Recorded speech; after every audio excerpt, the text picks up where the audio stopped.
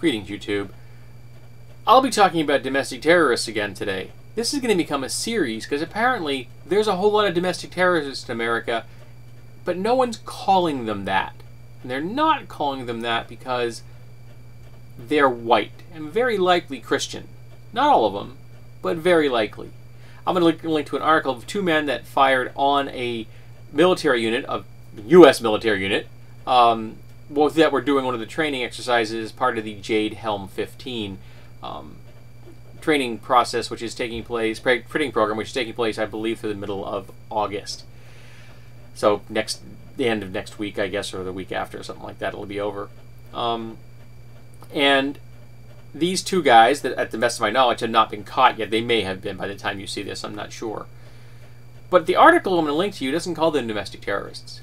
Nor does the article I read the other day about three guys that were putting bombs together and hoarding weapons, waiting to kill soldiers, because they also feared the Jade Helm 15 martial law, convinced that for some reason that the United States government was going to take over U.S. territory. These people are unhinged. These people are delusional. They are conspiracy theorists. And they're upset about something that isn't happening, that is never going to happen. The U.S. military has been doing maneuvers within the United States forever. There's lots of space in America where these kind of maneuvers can be done, and there's lots of places they can do urban maneuvers, because guess what? They fight in urban environments in other countries. So they need to train. They need to keep their skills honed. I mean, I'm the first guy to tell you I think our military is too big and our budget is way too large, and I would love to see it shrink a lot. But the current things that they're doing, like these maneuvers, are perfectly normal.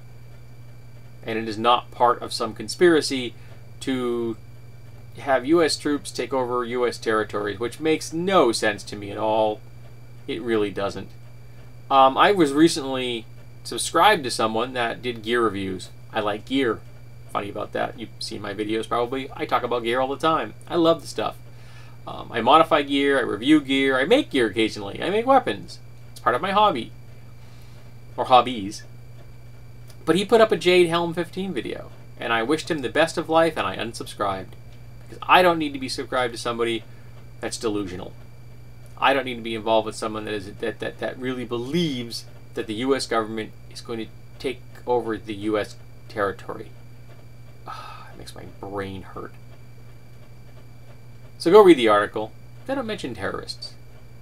Men that fired at U.S. troops. How is that not an act of terrorism? Somebody tell me that.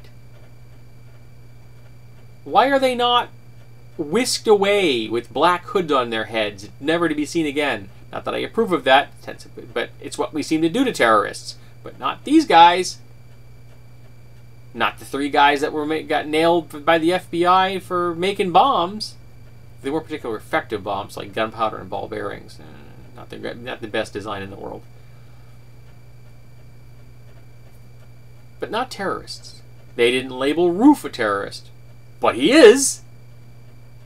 He killed 9 people with the intent of starting a race war.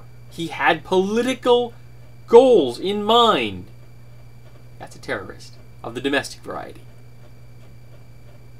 So go, read this article, read other articles if you want to, and somebody explain to me, why are the media not calling these guys what they are? Terrorists.